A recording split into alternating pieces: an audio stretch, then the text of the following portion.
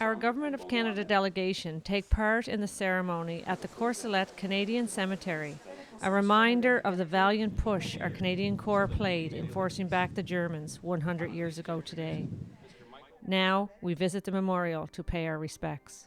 Grown up with such a history of, the sacrifice and, what those members of the province went through, and the soldiers of the regiment, and you hear about it all the time, but like when you get here, it's hard to put into words the effect of being on that ground there, where so many young were taken at such a young age. And moving on to the Courcelette British Cemetery, our youth delegation have an opportunity to read their presentations and stand beside the grave of the brave soldier they researched. Lucas Oram Feltham puts it in perspective that the soldier he speaks of, Private Darris, was only 1 year younger than himself.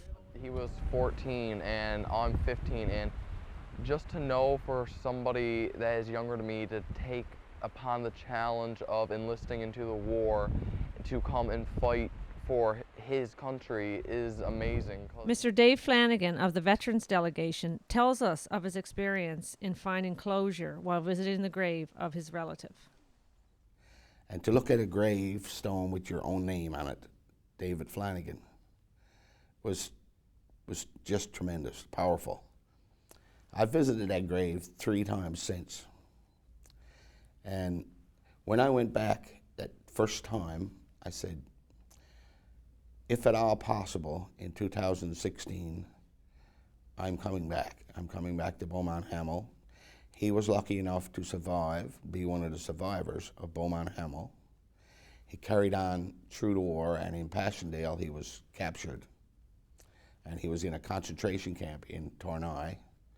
And at the end of the war, when they ordered the release of the soldiers and the prisoners of war, this colonel from the German military decided he wasn't going to release him. I don't know why, nobody knows why. So he died from a single bullet wound to the head.